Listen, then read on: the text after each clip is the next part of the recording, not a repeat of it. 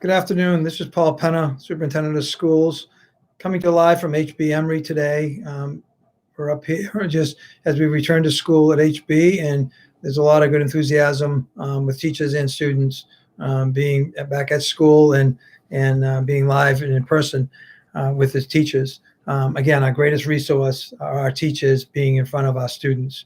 One of the things I want to prepare the community for, to be thinking about, is what we've seen happening all around us, is that there's been a number of staff members who have tested positive or have had a close contact positive and have had to quarantine for the now 10 days of being out of school, which, as we have seen, has happened at the middle school and more recently at the high school the last several days.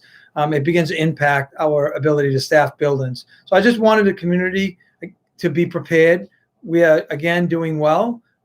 We think that the system we're working, we've not had the positive contacts coming from in school, rather people that have had contacts outside of school have come in, and that's what's causing us to need to quarantine.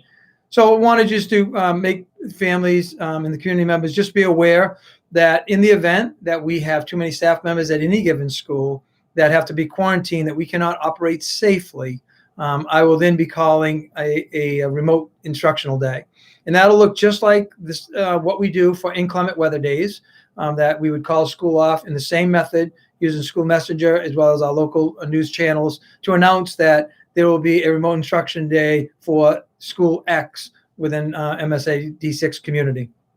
We will do everything we can to avoid that.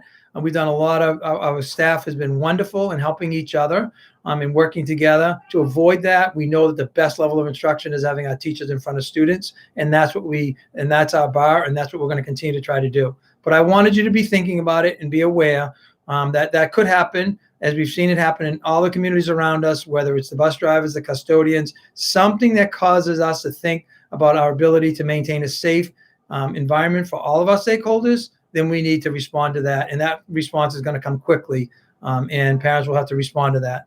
We will do our best to avoid that. We'll do our best to consider making adjustments so that maybe if it had to be remote, that if we had to look at having older kids be remote as opposed to younger kids, we understand the younger students, it's more challenging being remote. We will do everything we can to support our families who we know have to be out and work and have to be committed to their jobs as well.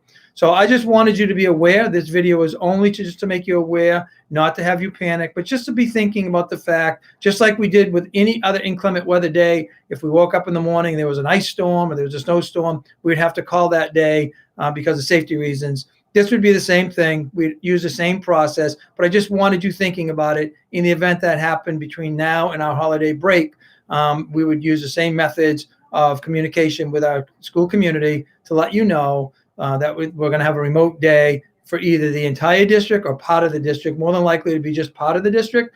In some of the schools, because of the staffing issues or the in any way, whether it's custodial, bus drivers, or any of our operational staff, that make sure we can maintain safely.